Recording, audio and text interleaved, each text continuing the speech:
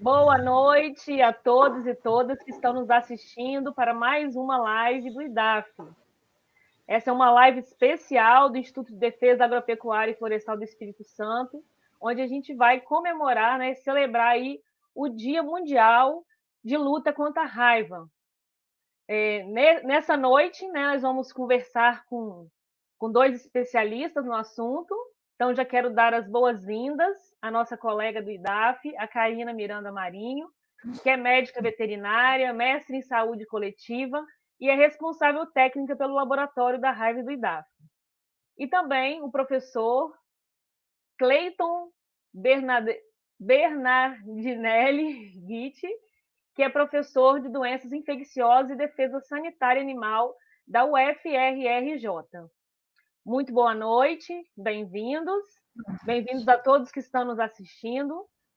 E vamos então dar início.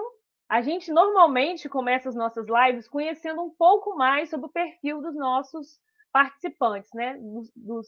Dos que estão conosco, né, nessa noite. Então, eu vou pedir para a Karina falar brevemente sobre sua trajetória profissional. Karina já é a segunda participação dela nas nossas lives, né? Já está ambientada com esse ambiente, com esse espaço educador virtual que nós criamos no IDAF. Então, Karina, conta um pouquinho para a gente da sua trajetória profissional e o que a raiva tem a ver com isso. Boa noite a todos, agradeço desde já o convite. Eu sou médica veterinária, como foi falado, trabalho no Laboratório de Diagnóstico da Raiva, sendo responsável técnica pelo diagnóstico, né?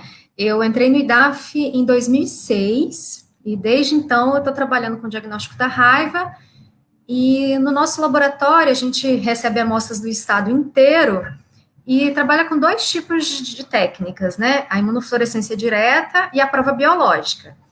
É muito interessante a gente estar aqui, né, no Dia Mundial de Luta contra a Raiva, que foi um dia que a Organização Mundial de Saúde, a Organização de Sanidade, Mundial de Sanidade Animal, eles criaram desde 2006, desde 2006, esse dia para conscientizar as pessoas das ações relacionadas à raiva e como a gente faz para ter a vigilância da doença, né? Porque a ideia principal é que a gente consiga acabar, erradicar a morte humana por causa da raiva. A gente participar desse momento aqui, desse bate-papo, é bem bacana para a gente poder divulgar as ações do IDAF, divulgar as ações também das secretarias de saúde e a gente evitar a raiva tanto animal quanto a raiva humana, porque hoje em dia ainda existem em torno de 50 a 60 mil pessoas que morrem no mundo por conta da raiva. E eu fico muito feliz de estar participando aqui e, como eu falei, sou do Laboratório de Diagnóstico da Raiva e trabalho em conjunto, além de trabalhar para responder às análises do IDAF, a gente trabalha também em conjunto com as secretarias municipais de saúde, trabalha com câmeras técnicas, pensando na vigilância da raiva na área urbana, pensando na vigilância da raiva na área rural, por meio do IDAF, e fazendo também o diagnóstico, tendo esse apoio laboratorial também.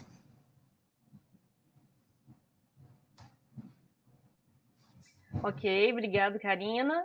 Professor Cleiton, fala um pouquinho, então, da sua experiência profissional e como ela se encontra aí com a questão da raiva. Seu áudio está no desligado. sangue. Peraí. Não, pronto, ok. Tá ligado. Sim. Tá no sangue. Né? Então, desde a graduação, eu entrei para fazer iniciação científica com um professor. Por acaso, o professor ele era responsável pelo laboratório de diagnóstico da raiva e estava desenvolvendo uns projetos de pesquisa, desenvolvendo novos produtos vampiricidas. Então, eu tive a alegria, né, de ser orientado do professor Rogério Piscinini. Ele, os primeiros vampiricidas, né, à base de varfarina, foram produzidos lá no México, e os mexicanos eles passaram a formulação para o governo brasileiro, e o governo brasileiro repassou essa fórmula, né, para o meu orientador, para ele adaptar essa fórmula para as condições brasileiras, fazer os testes e etc. Então, eu tive a felicidade de pegar o finalzinho desses testes, né, mas a gente desenvolveu outros produtos vampiricidas. e o vampiricídio tópico, né, que é vendido hoje nas lojas agropecuárias, é uma formulação, né, originária do México, mas ele é um produto, né, que tem um sanguezinho brasileiro, tem um DNA brasileiro, que foi desenvolvido lá na universidade. Então, a partir daí, nós continuamos, né, mestrado e doutorado, fazendo trabalhos, desenvolvendo, não só fazendo trabalhos, fazendo pesquisa com epidemiologia da raiva, trabalhando em diagnóstico da raiva, porque o laboratório estava lá, num certo momento eu fui professor substituto, fui responsável pelo diagnóstico da raiva da universidade, e a partir daí a gente começou a pegar um grande know-how, né? O know-how da raiva dos herbívoros, o know-how do diagnóstico da raiva, o know-how da epidemiologia da raiva, e aí, a partir de um certo momento, a gente começou a colaborar com o Ministério da Agricultura e o Ministério da Saúde. Eu tive, olha, a felicidade não é felicidade, mas eu tive uma experiência muito grande, que foi a de colaborar nas investigações do surto de raiva humana, né, lá em Portel. Então, o Ministério chamou a gente para fazer lá as investigações, né? Então, em função dessa experiência que a gente foi adquirindo com a raiva. Em 2002, eu entrei para o órgão estadual de defesa agropecuária do Rio de Janeiro, da Secretaria de Agricultura, então eu fui médico veterinário da defesa sanitária, tive a experiência de ser o coordenador do programa da raiva, né, no âmbito ali do órgão de defesa sanitária do Rio de Janeiro, e em seguida, né, apareceu a oportunidade, que era assim, era um sonho antigo, apareceu o concurso para disciplina, né, que eu era apaixonado, que era de doenças infecciosas. E aí, quando eu entrei na universidade, a partir do momento que eu já tinha experiência da defesa sanitária animal, eu abri a disciplina de defesa sanitária animal. Então, hoje eu sou responsável pela disciplina de defesa sanitária animal e compartilho as doenças infecciosas com outro professor, o professor Edson. Então, assim, essa vivência com a raiva vem desde a graduação, e de lá para cá a gente vem moldando, né, o destino da raiva no Brasil, e ao mesmo tempo vem sendo moldado pela raiva, né? Então, essa é um pouquinho da minha história de forma muito rápida, né? Tem causo para contar aos montes, mas a gente fala, né, dentro daquilo que a gente pode falar, né, da minha história da raiva. Esse é um en passant, né, de como a raiva está na minha vida. Obrigado, professor. Os professores convidados, né, já se apresentaram. Agora, você que está nos assistindo, também gostaria que você se apresentasse aí no nosso chat, que você colocasse aonde você atua, de onde você está nos assistindo, para que a gente possa, né, ter essa conectividade aí. E também você já pode, pensando aí durante a fala da Karina e do Cleiton, já pode formular uma pergunta, um comentário acerca do tema, porque agora no segundo bloco eles vão discorrer sobre o tema, e no terceiro bloco nós vamos abrir para perguntas. Então vocês podem ficar à vontade e fazer suas perguntas, questionamentos, ok? Bom, então, como já foi falado, a gente está aqui hoje para chamar atenção sobre a questão da raiva, né? Ontem foi comemorado o Dia Mundial de Luta contra a Raiva, e essa data foi escolhida para homenagear o Pasteur, que foi quem produziu a primeira vacina contra a raiva. Então, essa data marca a importância de conscientizar as pessoas sobre a prevenção da doença, que pode ser transmitida por qualquer mamífero, né? Inclusive por seres humanos. E é uma doença letal, né? Causada por um vírus, pode acometer, como eu disse, mamíferos, inclusive seres humanos. Ela é transmitida por meio da arranhadura, mordedura ou lambedura de animais raivosos. Então, nós precisamos nos conscientizar mais sobre essa doença e as medidas de prevenção. Então, para isso, nada mais que interessante do que trazer esses dois convidados que atuam na área para trazer grandes contribuições sobre o tema, para que a gente possa conhecer melhor, saber como se prevenir e todas as questões atuais em volta desse tema tão relevante aí, que como a Karina já adiantou no início da sua apresentação, ainda muitos seres humanos morrem cometidos com a raiva. Então, eu vou iniciar já agora nesse segundo bloco. Vou começar com o professor Clayton, para ele falar um pouco do que ele tem a nos contar nessa noite sobre a doença, sobre as pesquisas, né? Já que ele é um entusiasta também da questão, né? A gente viu na sua apresentação que está no sangue dele, ele sempre, né, ele tem um prazer, né, em trabalhar nessa área, então tenho certeza que a fala dele vai ser contagiante. Quando a gente ama o que faz, né, professor, a gente fala com entusiasmo e contagia os outros também. Então, fique à vontade. Bom, vamos lá. É aquela história, por onde começar? Raiva, se deixar, a gente fica aqui uma semana inteira falando sem parar, né? Mas eu queria, dentro do enorme leque de possibilidades que a gente pode falar sobre raiva, eu queria chamar a atenção, né,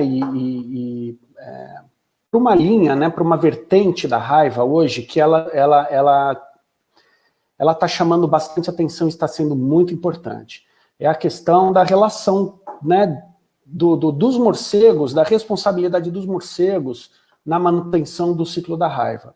Bom, de raiva dos herbívoros a gente não tem o que falar, né? A gente sabe que 99,99%, né, dos casos de raiva em herbívoros, a responsabilidade é do morcego hematófago, né? Um ou outro caso de animal silvestre. Então, eu quero chamar um pouquinho a atenção para a questão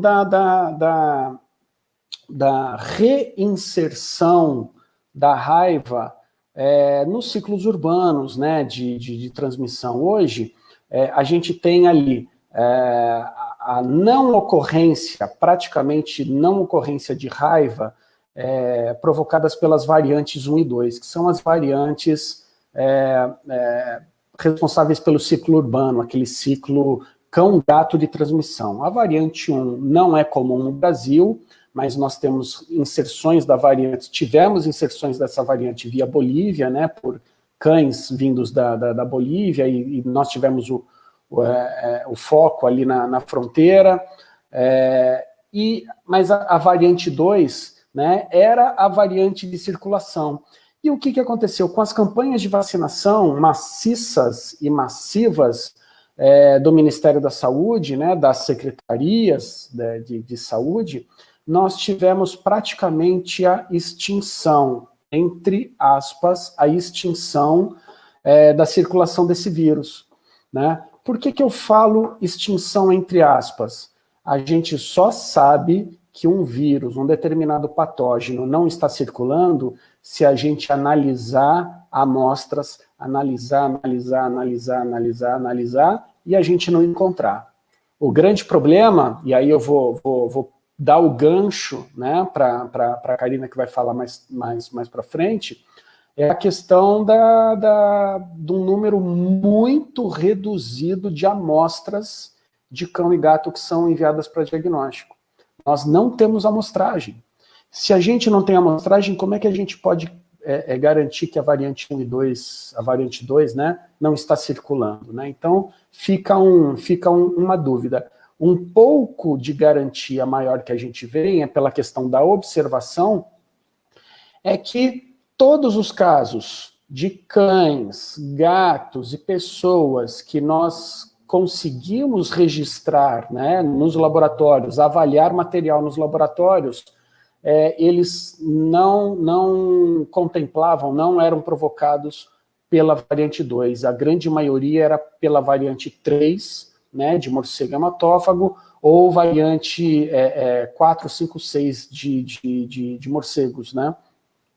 Então, a gente hoje tem um papel muito importante. Os morcegos, eles estão aí. A gente não vê, mas eles estão aí. Eles têm uma importância fenomenal para a gente. São polinizadores, são controladores de insetos, são agentes reflorestadores, eles têm uma importância ecológica fantástica para a gente. Porém, eles também adoecem por inúmeros patógenos. Um deles é a raiva. E quando nós temos morcegos, né, em ambiente urbano, que se infecta com o vírus e acaba morrendo, ou acaba ainda doente, caindo, né, no chão, uma criança, uma pessoa, um cachorro, um gato, tem uma grande possibilidade de encontrar esse morcego, e aí a gente vai ter o morcego ainda para se defender, ainda vivo, né, ele acaba mordendo essa criança, mordendo esse gato, mordendo esse cachorro, transmitindo a doença ainda. Então, o que a gente está observando hoje é a mudança do perfil epidemiológico da raiva. A raiva urbana, tá, ela não tem mais aquele ciclo de transmissão cão-cão, gato-gato, cão-ser humano, né? Um outro animal que está entrando muito em evidência nesse ciclo é o felino, é o gato, porque ele é caçador, ele é predador, né? Então, quantos e quantos gatos não ficam na beira de uma piscina esperando os morcegos virem beber água? Ou então fica debaixo daquele potinho de água, né, do beija-flor, que outros morcegos, os polinívoros, vêm beber água, e o gato não fica ali embaixo esperando os morcegos virem beber água com açúcar. Então, eles são predadores natos, e o que a gente mais tem observado hoje em dia são felinos se infectando com a raiva com variante de morcegos. E aí a gente tem alguns felinos que acabam, né, morrendo e fica por aí, mas um grande número deles acabam se acidentando, entrando em contato com pessoas e transmitindo. Então, aquilo que a gente fala, né, do spillover, a mudança, né, de ciclo epidemiológico, ele sai de um ciclo fechado entre morcegos, salta para o felino e ainda depois salta para o ser humano. Então, hoje, a gente tem que tomar muito cuidado, a gente tem que fazer um processo de educação sanitária e educação ambiental para a população bastante intenso. Protejam os morcegos, eles são importantes para a gente. Mas, plano B, caso encontre algum morcego caído, algum morcego, pedaço de morcego, né, isso acontece, o gato, o cachorro comeu metade do morcego e vai encontrar metade do morcego no quintal. Então, a gente tem que educar a população para fomentar que eles busquem a Secretaria de Saúde, que eles notifiquem esses achados, porque é o que a gente fala, pode ter morrido por qualquer coisa, mas esse morcego pode ter morrido por raiva também, e ele pode ter entrado em contato com algum animal, e aí a gente começa a potencializar o perigo, né, de ter um gato, de ter um cão infectado com raiva dentro do nosso quintal. Então, esse tipo de achado, ele é muito importante. A população, ela tem que ser estimulada e orientada a fazer esse tipo de notificação, né? Que aí o serviço de saúde vai fazer aquela assistência, vai fazer toda a orientação, não só com as pessoas, mas também com relação aos animais, aos pets ali daquela casa, com relação a tratamento profilático, observação e tudo mais. Então, os morcegos hoje, né, eles estão sendo satanizados, né? É porque eles são fonte do coronavírus, do SARS-CoV. Cara, ele tem doença como qualquer outro bicho, como qualquer outro bicho.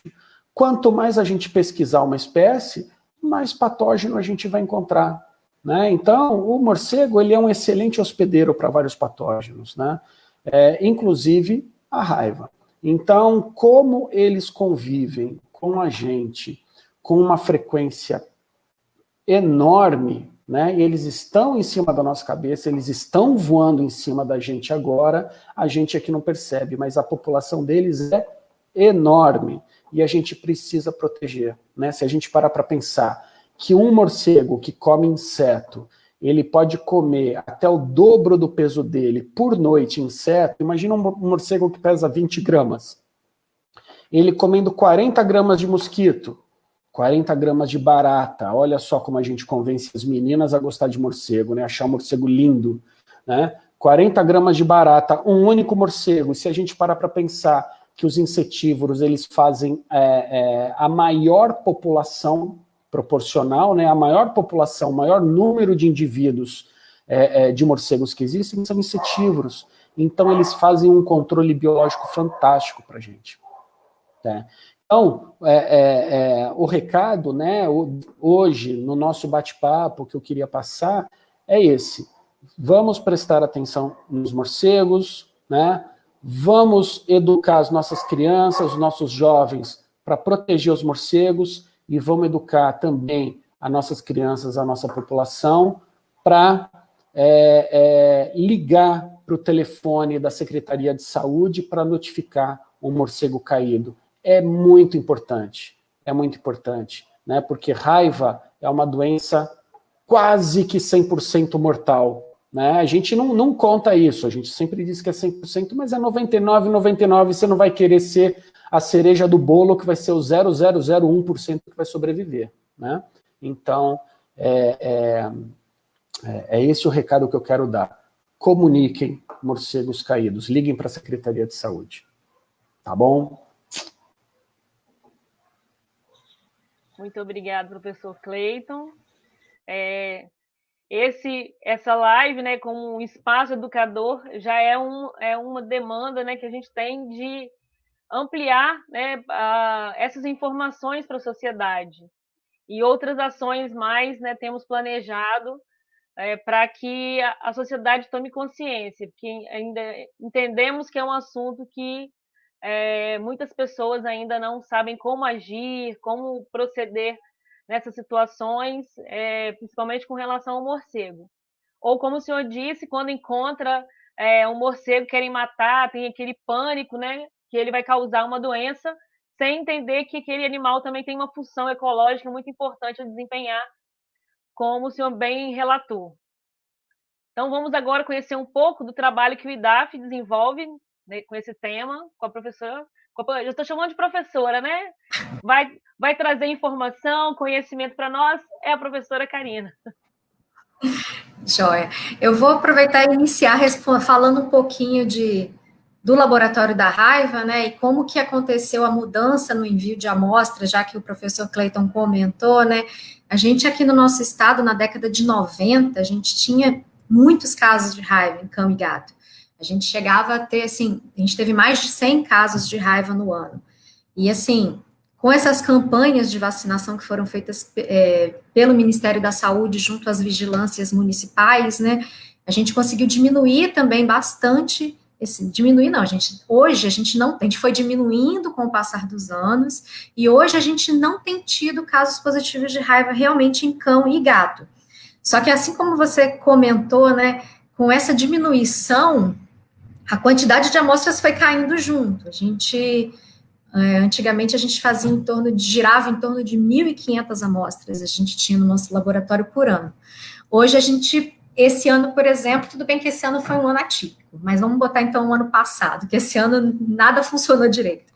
No ano passado a gente estava em torno de 600 amostras, 400, então a gente caiu menos de a metade do número de amostras. E casos de agressão, casos de animais atropelados, cães e gatos atropelados, acontecem diariamente, né? Então, a gente não pode falar que não tem animal suspeito para enviar. E a gente realmente vê que, assim, as pessoas pararam também de notificar e as vigilâncias também pararam de enviar. Mas eu acredito que as vigilâncias também não enviam também por causa dessas notificações que foram diminuindo. E, numa outra linha, a gente foi observando um aumento que nos anos de 2003, 2004, começaram no Brasil inteiro, começou a ter alguns casos de raiva em morcegos não hematófagos, né? Então, a gente observou que a partir desses anos, 2003, 2005, a gente foi aumentando a quantidade de amostras de morcegos não hematófagos. E a gente observou exatamente isso que você comentou, essa mudança da visão do ciclo urbano, né? Porque o morcego hematófago começou a vir casos positivos, aqueles morcegos que eram encontrados caídos, encontrados dentro das casas, começaram a aparecer casos positivos nesses morcegos, que eram encaminhados pelas vigilâncias municipais de saúde, porque o IDAF, ele é um órgão que trabalha com defesa agropecuária, mas o nosso laboratório de diagnóstico da raiva, ele atende tanto a parte da raiva rural, vamos dizer assim, né, que é a raiva, que é o animal que tem sintomatologia neurológica, que o veterinário do IDAF vai lá, colhe a amostra e manda para a gente, quanto trabalha também junto com as vigilâncias municipais de saúde, então CCZs, vigilância ambiental, cada município tem o seu nome, né. Então, a gente foi observando, né, junto às vigilâncias municipais, esse aumento realmente de casos de raiva de morcegos não hematófagos, principalmente pela questão da notificação, não que a raiva começou a surgir, nos morcegos não hematófagos. Só que as pessoas começaram a ser orientadas que o morcego não hematófago, ele também poderia transmitir a raiva, tanto para o animal, tanto para o ser humano. Então, a gente observou essa mudança. E a raiva em herbívoros, que é o trabalho do IDAF, como é que o IDAF trabalha? O IDAF, ele sempre continua, ele até hoje continua mandando amostras, tanto de bovino, equino, caprinos, ovinos, toda animal suspeito com sintoma neurológico na área rural, ele é enviado pelo IDAF. E como que essa raiva chega no meio rural? Ela chega principalmente por causa dos morcegos também, né? Hoje a gente vai falar bastante aqui de morcego, que é o que hoje mantém a raiva em circulação, assim, é o que a gente vê hoje, igual o professor falou, a gente também não pode falar que a raiva em cão foi erradicada, né, ela não existe mais, a gente continua em vigilância dessa raiva de cão, mas o que a gente observa hoje é a raiva que ela é circulante no meio dos morcegos. No caso dos herbívoros, né, eles, nos animais de produção, a raiva chega pelo morcego hematófago, que são 3 espécies. O que chega lá, em boi, em cavalo, é um morcego que a gente chama, que é um morcego vampiro, né? Um morcego Desmodus rotundus. É um morcego que vai lá, suga o sangue do animal e acaba transmitindo a raiva para esse animal, porque o vírus, ele normalmente se encontra na saliva do morcego. Então, assim, todo animal que ele, normalmente, os proprietários, eles entram em contrato do IDAF, quando eles observam que esses animais, né, eles estão tendo sinais de sugadura, porque o morcego, ele normalmente vai sugar o sangue, ele tem um anticoagulante na saliva, e de manhã eles observam que esse animal, ele está com alguns riscos de sangue, aí é a hora que eles entram em contato com o IDAF vai lá e colhe a amostra e manda para o nosso laboratório. O que a gente observa, tanto no nosso estado quanto no país inteiro, é que a raiva em herbívoros, ela tem uma característica cíclica, né? Ela tem anos que ela está com um número de casos bem elevados, depois de alguns anos ela cai, se mantém por 1, 2 anos menor, depois aumenta de novo. Então, assim, o que se dá essa ciclicidade, né? Essa ciclicidade principalmente é a questão da vacinação, né? Que a gente fala sempre que a vacinação ela é muito importante, porque a gente observa que o proprietário, a partir do momento que ele começa a ver que os animais estão sendo sugados, ele chama o IDAF colhe a amostra, tem um caso positivo, e eles vacinam o animal um ano, vacinam no outro ano, e a gente observa que depois de alguns anos essa vacinação cai no esquecimento. Então a gente observa novamente o aumento no número de casos da raiva em herbívoros também. Então, a raiva, como eu falei, né, o que a gente vê no círculo urbano, aqui no nosso estado, é a raiva no morcego não hematófago, que vem se mantendo em torno de 10% das amostras que chegam, e a raiva no meio rural, essa ciclicidade, ela continua se mantendo, apesar de que, se você pega a quantidade de positivos, desde a década de 90 até hoje, a gente observa a ciclicidade, mas a gente observa que esses picos da doença em herbívoros, eles estão cada vez menores, então tem uma quantidade menor de número de casos por ano. Uma coisa que eu gosto muito de falar, né, assim, é a questão da notificação, que o professor Cleiton, ele já comentou, não só na área urbana, na área rural também ela é muito necessária, não só a notificação de um animal que já está doente, como a notificação de presença de morcegos na propriedade, a notificação em relação a animais que estão sendo sugados. Então, assim, a gente sempre gosta de falar, né, a gente sempre ressalta que a notificação ao IDAF, junto aos órgãos, tanto de defesa e aos órgãos de saúde, ela é muito importante. E a questão de não manipular o animal quando o animal apresentar algum sintoma neurológico, Porque, como já foi falado aqui, a raiva, ela basicamente não tem cura, vamos dizer assim. Que o professor falou, você não vai achar que você vai ser a bolacha do pacote, né, a última bolacha do pacote, aquele 0,001% que vai sobreviver. Então, assim, a ideia é não manipular o animal, notificar o IDAF ou notificar a Secretaria Municipal de Saúde se você encontrar algum morcego caído ou algum animal, tanto cão quanto gato também, algum animal com sintoma neurológico também não entrar em contato com ele. Não adianta pegar e matar o animal. Na verdade, o certo é você entrar em contato com a vigilância, as secretarias municipais de saúde, e no caso do bovino e equino, entrar em contato com o IDAF ou entrar em contato com o médico veterinário também autônomo que atende a sua propriedade, para que ele entre em contato com o IDAF. Ah, mas eu não tenho nenhum veterinário que atenda minha propriedade, o que eu faço? Sou um pequeno produtor. Existe no site do IDAF até um lugar que tem lá para você fazer a notificação de qualquer animal que seja suspeito de doença. Então, assim, entrar nesse site do IDAF e notificar. E uma outra coisa que também que eu gostaria de deixar, de além da notificação, é a questão da vacinação. Porque o que controla a raiva entre os animais é principalmente a vacinação, tanto de cão, de gato, quanto também dos herbívoros. Porque a raiva ela só vai se manter longe do ser humano se você vacinar os animais que estão mais próximos de você. Que é o cão, o gato, o boi, o cavalo, são esses que a gente acaba entrando em contato no nosso dia a dia, né? Porque o morcego, ele sempre vai estar ali. A raiva, ela sempre vai estar circulando. Não é impossível a gente acabar com todas as doenças do mundo. Vamos matar todos os animais para acabar com todas as doenças. Isso não existe. Então, o que a gente tem que fazer é vacinar e notificar qualquer caso suspeito e qualquer animal que a gente encontre que esteja em local errado, que esteja em um comportamento diferente do habitual. Não existe um morcego que vai ficar tomando sol de dia no curral. Então, assim, se você também encontrar um morcego caído, um morcego de manhã voando, que isso também não é comum, isso também tem que ser notificado. Então, assim, é a mensagem que eu queria passar hoje, assim, né, falar que o trabalho do IDAF, a gente trabalha junto com as secretarias municipais de saúde, fazendo o diagnóstico da doença, fazendo a vigilância, indicando onde se as pessoas que entraram em contato precisam de vacinação pós-exposição, por causa daquele animal ser positivo, e também informando que as pessoas precisam vacinar e precisam recorrer a esses meios para poder comunicar e poder trabalhar direitinho e a raiva não chegar no ser humano, né?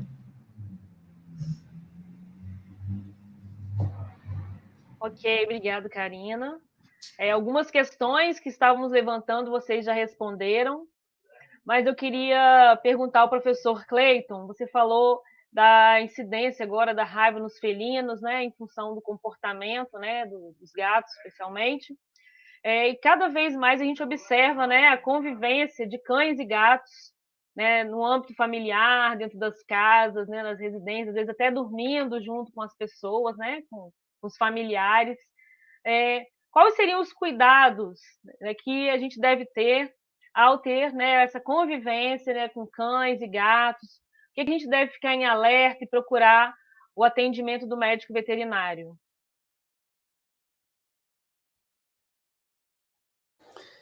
É que eu sou radical em algumas coisas, né?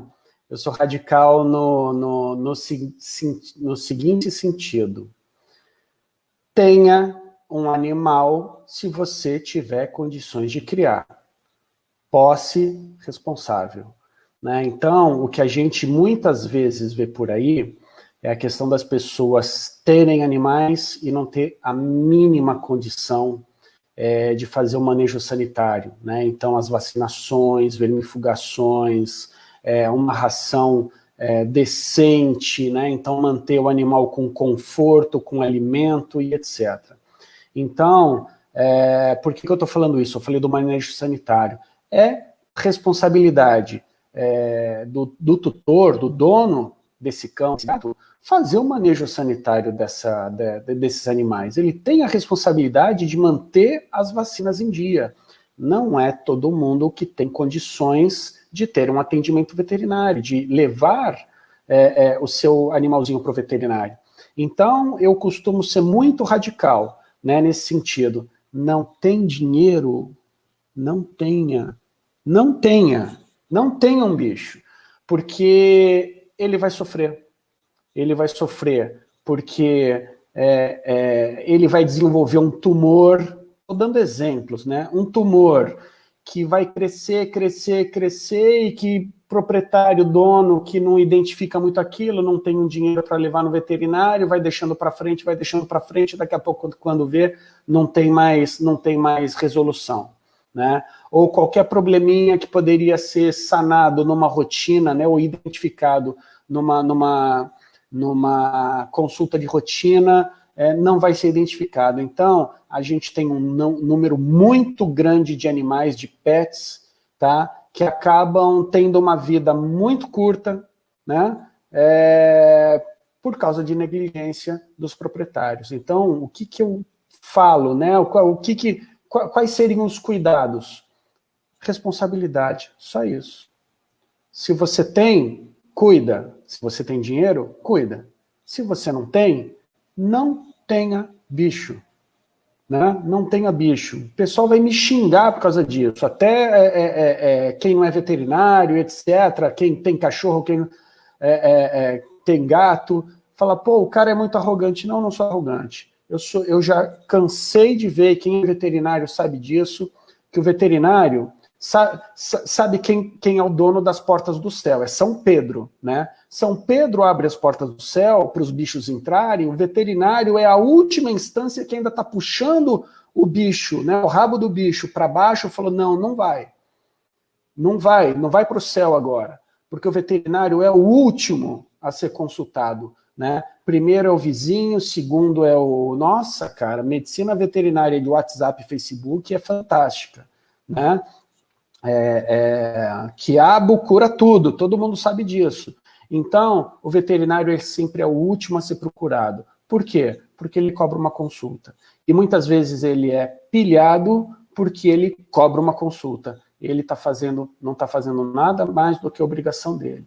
Então, se você cuida da sua saúde, se você não tem dinheiro para ter um plano de saúde e você usa o SUS, né?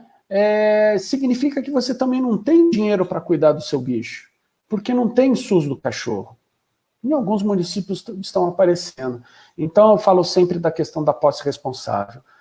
Cabe ao proprietário ter a responsabilidade de fazer o manejo sanitário, o manejo nutricional, todo o manejo adequado para dar uma boa vida para esse animal. Um animal, ele não é feito para sofrer.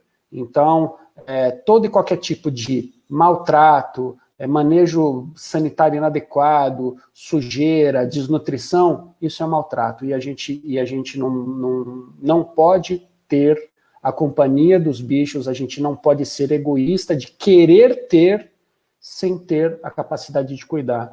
Então, a situação é simples. Faça o manejo adequado, leve no veterinário. O veterinário vai saber orientar muito bem como um animal ele deve ser cuidado, quais as vacinas ele tem que receber, qual é o manejo ambiental que você tem que fazer no seu quintal para prevenir as doenças, né?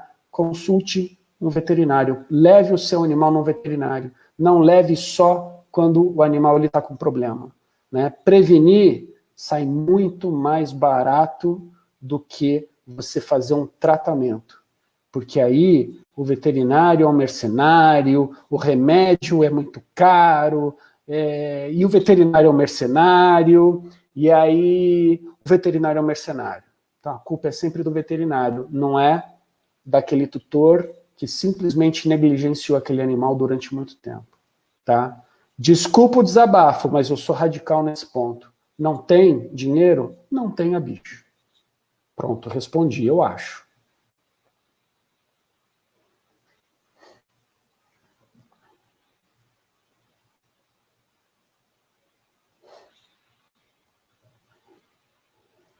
Sessão mediúnica. Estamos aí, tem alguém do outro lado? Acabei minha resposta. Oi, Cleiton, eu vou aproveitar então, que a Andressa, ela não apareceu, eu vou aproveitar e vou concordar com você. Vambora. Vou concordar com você, sim, da questão da posse responsável e falar um pouquinho da vacinação, porque eu já tive experiência de pessoas até que tinham condição de vacinar o animal e simplesmente não sabia que podia levar no veterinário particular para vacinar. Então, assim, é até uma mensagem que fala, gente, o veterinário particular vende vacina de raiva E, assim, é só levar no veterinário. Assim, se você levasse desde o início, você saberia disso, provavelmente, né? Como você colocou aí. Então, assim, não é só ficar esperando as campanhas de vacinação. Então, assim, é muito importante que você leve seu animal no veterinário para fazer as vacinações necessárias, inclusive de raiva, que é o assunto que a gente está falando hoje. E só quis mesmo fazer essa colocação para falar que eu concordo completamente com o que você fala. A gente não pode esperar sempre o poder público fazer a campanha de vacinação para poder vacinar o nosso animal, porque o veterinário, ele vende vacina, ele vacina para você, você não vai nem precisar fazer esse trabalho sujo. É isso aí. É isso, ainda bem que eu não falei besteira, não aterrorizei. Isso é muito importante. A questão das campanhas, a gente já está vendo com essa mudança do perfil que eu andei falando, né? Nós temos alguns estados, né, que já suspenderam as campanhas de vacinação. Não suspenderam a vacinação, mas as campanhas públicas já não acontecem mais no Rio Grande do Sul, Santa Catarina e no Paraná. Então isso, vai acontecer uma tendência para o Brasil inteiro? Não dessa forma, porque o Brasil é muito grande, a gente tem áreas muito críticas, mas naquelas áreas onde a gente tem maior segurança, de maior vigilância, de maior atuação dos serviços veterinários, né, e de saúde, muito provavelmente, num futuro próximo, muitas regiões de muitos estados não terão mais campanhas de vacinação. As vacinas estarão disponíveis nas prefeituras, estarão disponíveis nas clínicas veterinárias. Então é aquilo que eu falo, cabe ao tutor, ao dono, a responsabilidade de levar ele para a vacinação, para o médico veterinário, para a clínica veterinária, para ser avaliado e ser vacinado. Né? Então, vacina não é só em campanha, não existe só a vacina da raiva, existem um número grande de doenças que o animal, ele sofre, ele passa, ele adquire, e algumas delas também são zoonoses. Então, por isso que é importante vacinar, né, regularmente os animais. Leve no veterinário. Isso não estou fazendo reserva de mercado, não, protecionismo, né, falando de veterinário, não, estou falando em relação ao bem-estar do seu animal, e a gente está falando de prevenção de doenças para as pessoas. Tá? E aí, Andressa?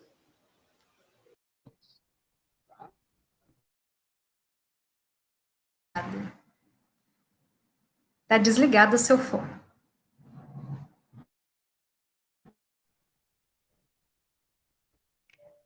Estão me ouvindo?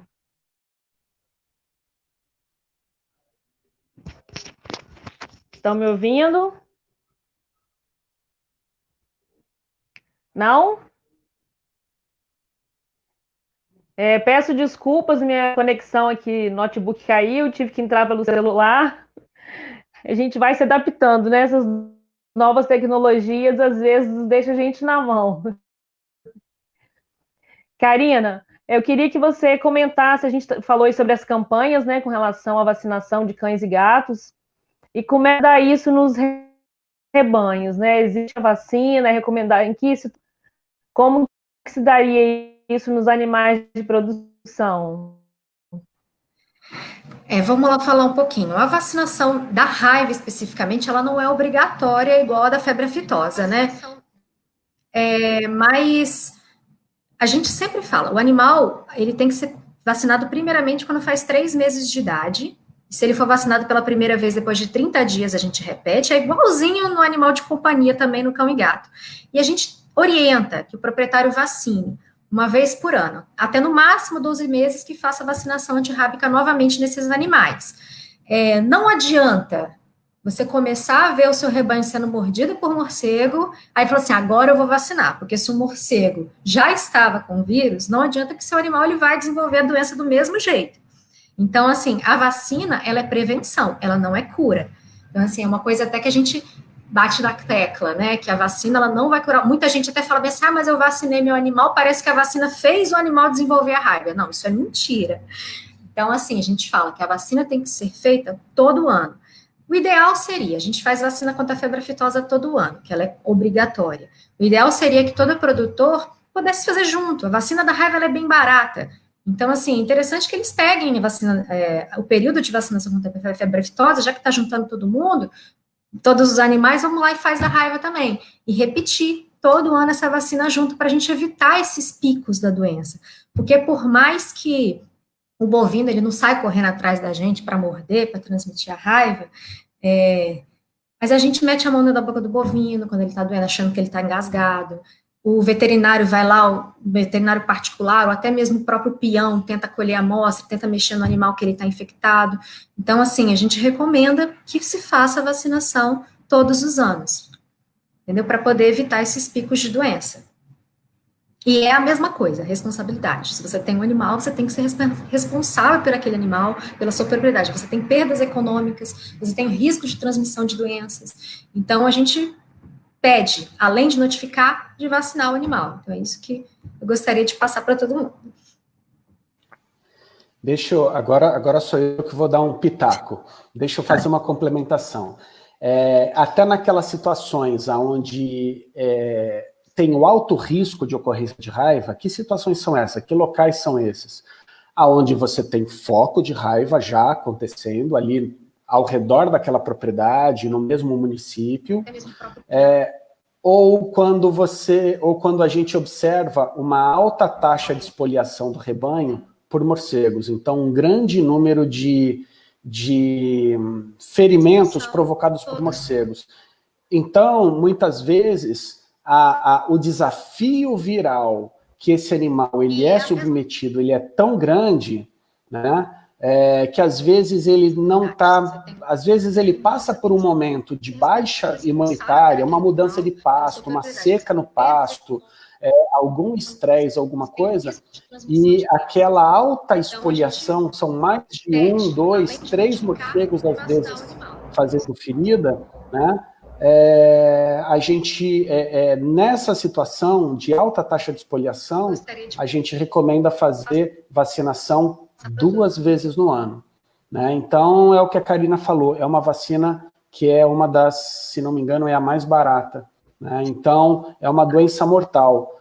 Por muito pouco, você acaba perdendo o seu animal, né? Por uma negligência. Eu canso de ver proprietários, eu vou dar palestra nos lugares onde os proprietários estão perdendo rebanho, e aí o organizador só no ouvido da gente, tá vendo aquele, tá vendo aquele outro, tá vendo aquele outro, tiveram um surto de raiva na propriedade porque não vacinaram os animais. Aí, o que eu posso fazer? Né? O que eu posso fazer? Eu aproveito esses exemplos e dou uma voadora na palestra, o pessoal de vez em quando sai de cara murcha da palestra, mas nunca mais vai ouvir nunca mais vai deixar de vacinar.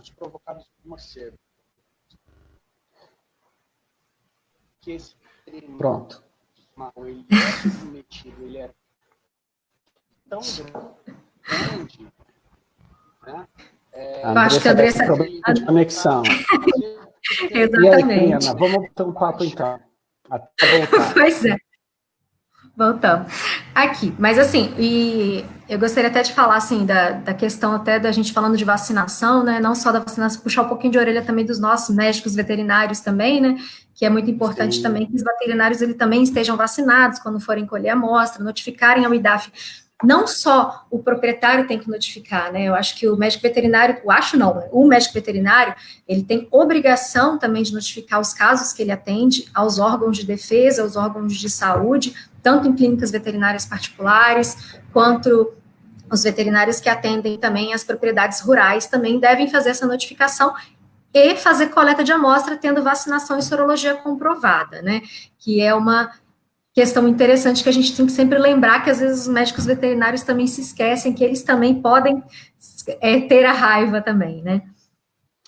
A gente tem que lembrar, falando em notificação, que os médicos veterinários, não importa se na clínica ou se no campo, eles são os olhos da vigilância epidemiológica, porque os serviços, o IDAF, né, ele não está em todos os municípios, né, em todos os cantos do município, ele não está em todas as propriedades, mas os veterinários estão.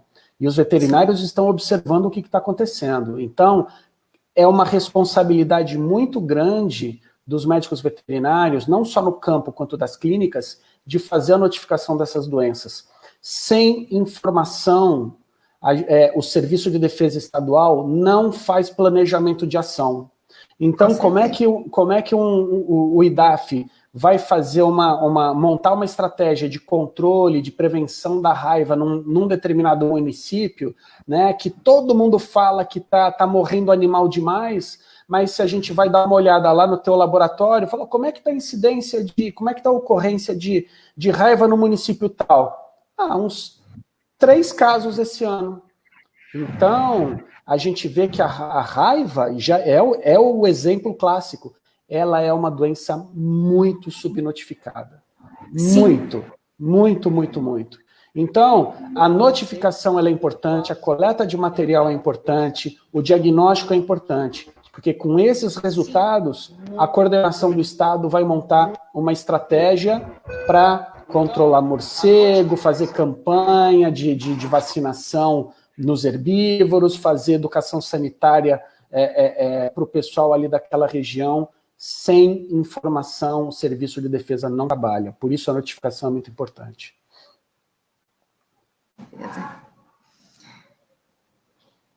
E aí, Andressa, tá aí? Sessão mediúnica de novo. Você está aí? Liga o microfone, Andressa. Aí.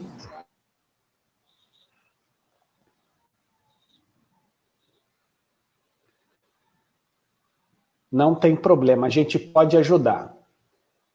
Pode ajudar em que sentido? Estamos entrando no 4º bloco, né? Vou terminar. Então, Karina e eu, vamos fazer as considerações finais. Tá aí, Andressa? Então, vocês conseguem... Pode falar. Tá falhando muito, sua conexão tá fraca. Estão me ouvindo? Estamos. Agora sim.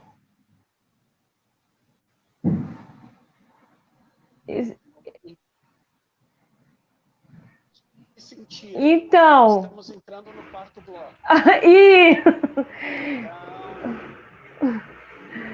Pode falar.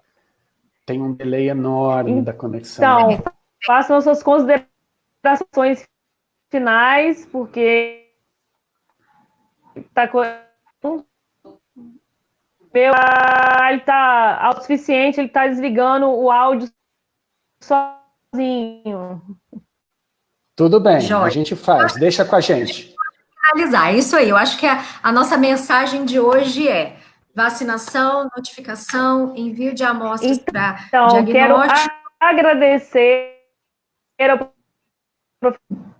professor Cleiton e a que vocês façam as considerações finais, né? E se por acaso minha conexão cair, vocês, Karina, que é de casa, aí dê...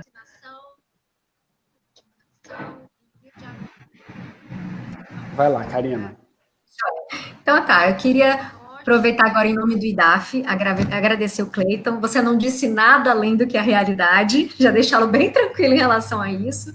E a gente deixa, eu acho que essa foi a mensagem final. Queria que você falasse um pouquinho, mas assim, da minha parte, eu acho que a nossa mensagem final é essa, né? De notificação, de vacinação, de responsabilidade, e para a gente participar dessa erradicação da raiva humana no mundo, né? No nosso estado, no nosso país e no mundo inteiro. E aí eu gostaria que você fechasse para a gente agora e agradecer a presença mais uma vez. É isso daí, é a questão das responsabilidades compartilhadas, né? O médico veterinário de campo, ele tem a responsabilidade dele, o clínico na cidade tem a responsabilidade dele, né? Então a gente precisa fazer o nosso trabalho enquanto sanitarista, né? Enquanto médicos veterinários. Os serviços de saúde e de agricultura têm que fazer, então os serviços públicos têm que fazer a parte deles, e a gente agora também, a gente fala muito do médico veterinário, mas a gente também vai puxar o gancho, né, também para a população, né? A população, os proprietários, os donos de animais, os tutores de cães e gatos também tem a sua responsabilidade, né? Se cada um fizer um pouquinho bem feito, né, daquilo que lhe cabe, a gente não vai ter raiva, ou extinguir a raiva é muito difícil, porque a gente tem um reservatório silvestre, né? Mas a gente vai reduzir demais a raiva aqui no nosso país. Então, né, cada um no seu quadrado, tomando conta do seu quadrado e organizando o seu quadrado, cada um com a sua responsabilidade. Se cada um fizer o seu, a gente vai reduzir bastante os casos de raiva.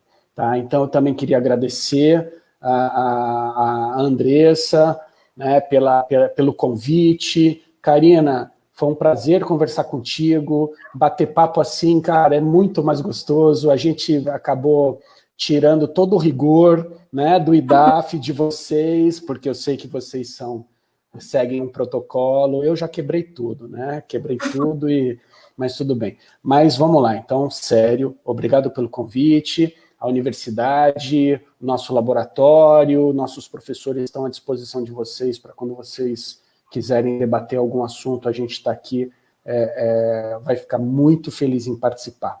Tá? Principalmente, que eu tenho muitos amigos aí no IDAF. Tem um monte de ex-aluno aí, estou ficando velho. Gente, obrigado. Tchau, e vamos aproveitar então agradecer a todos que participaram também, que fizeram comentários no Facebook, agradecer mais uma vez a presença do professor Cleiton, e falar que os contatos do IDAF, eles estão no site do IDAF, existe campo de notificação, então assim, convido a todos a entrar no site do IDAF e conhecer um pouquinho mais do nosso trabalho, que a gente não só trabalha com raiva, a gente tem um órgão bem grande que trabalha com defesa agropecuária e florestal no nosso estado. Então assim, agradecer a todos e convidar todos para entrar um pouquinho no nosso site, conhecer mais o nosso trabalho. E você também, tá, professor Cleiton? Conhecer um pouquinho mais do nosso trabalho. E até mais para todos. Até a próxima live. Uma boa noite para todo mundo. Um abraço para todo mundo. Boa noite.